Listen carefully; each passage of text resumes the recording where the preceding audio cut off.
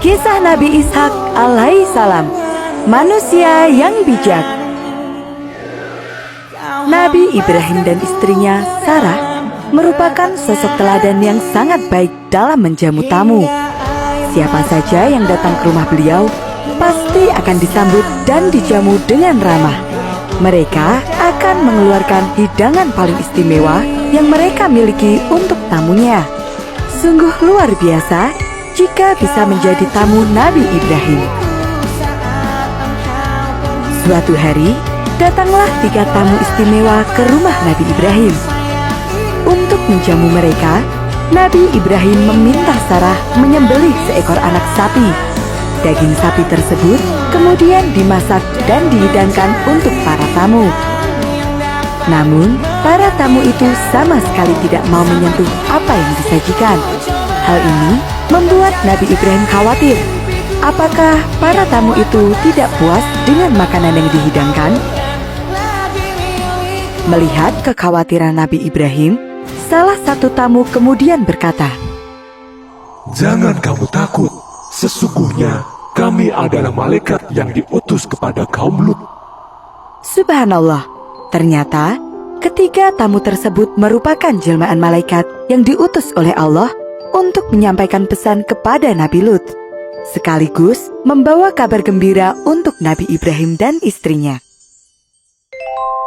Para malaikat itu menyampaikan pesan bahwa akan lahir seorang anak laki-laki yang soleh, dan dari anak soleh tersebut akan lahir anak-anak soleh lainnya. Ketika berita gembira itu disampaikan, Sarah sedang berdiri di balik tirai. Sungguh mengherankan. Apakah aku akan melahirkan anak?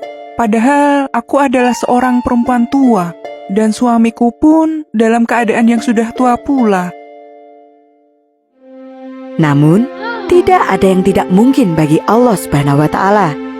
Tidak lama setelah itu, Sarah benar-benar hamil. Saat itu, usianya mencapai 90 tahun, sedangkan Nabi Ibrahim berusia 120 tahun. 9 bulan kemudian, lahirlah seorang anak laki-laki yang diberi nama Ishak. Dialah anak kedua Nabi Ibrahim yang kelak akan menjadi Nabi Allah. Nabi Ishak alaihissalam lahir dan dibesarkan di kota Kan'an, Palestina. Ketika masih kecil, banyak orang yang membicarakan asal-usulnya.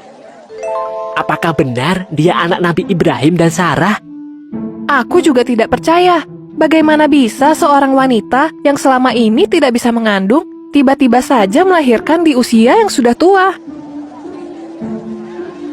Begitulah, banyak sekali kecurigaan yang tersebar. Meskipun mereka menghormati Nabi Ibrahim, namun kehamilan Sarah di usia yang sudah tua memang sulit untuk dipercaya. Tetapi semua kecurigaan itu hilang ketika Nabi Ishak tumbuh dewasa. Semakin lama wajahnya semakin mirip dengan Nabi Ibrahim. Bahkan sifat-sifatnya pun sangat mirip.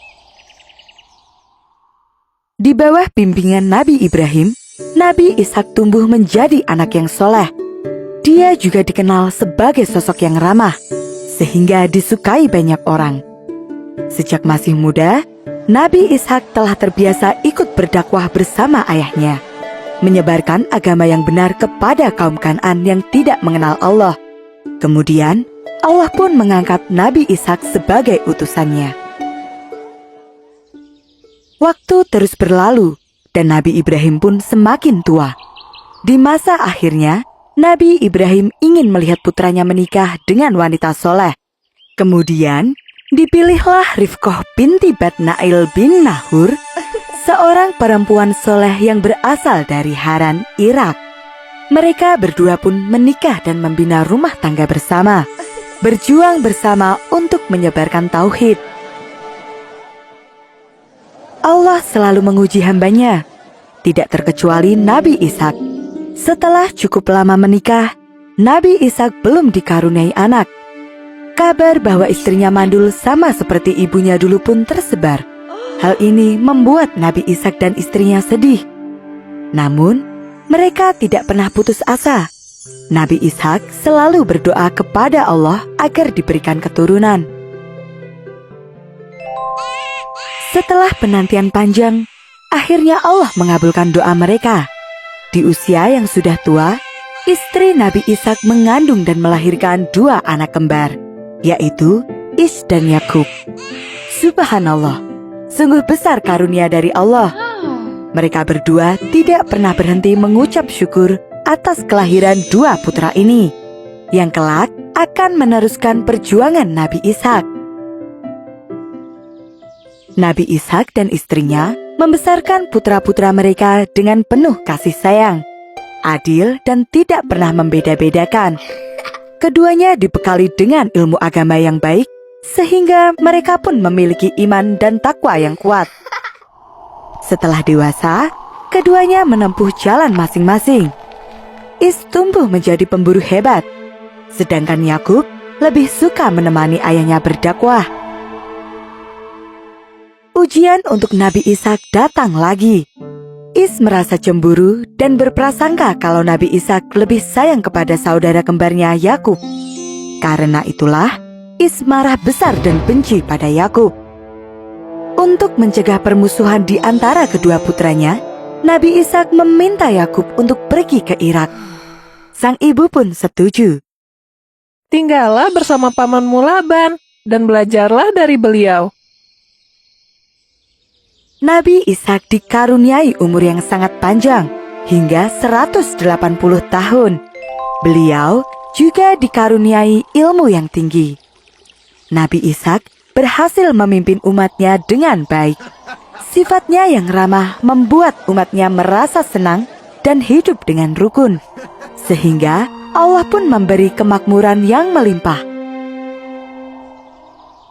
Sebelum wafat, Nabi Ishak meninggalkan wasiat berupa ajaran agama yang benar. Beliau mengajarkan cara untuk beribadah sholat, puasa, zakat, dan haji, serta meninggalkan perbuatan maksiat pada kaumnya. Beliau juga berhasil membuat kedua putranya Yakub dan Is kembali rukun sebagai saudara. Alhamdulillah. Nabi Ishak wafat pada usia 180 tahun. Beliau dimakamkan di desa bernama Habrun yang ada di Palestina. Di tempat itu pula, Rifqah istri Nabi Ishak alaihissalam, Nabi Ibrahim alaihissalam dan istrinya Sarah, Nabi Yakub alaihissalam, dan juga Leah istri Nabi Yakub dimakamkan. Di daerah itu kemudian dibangun Masjid Ibrahim, tempat penghormatan untuk para nabi Allah.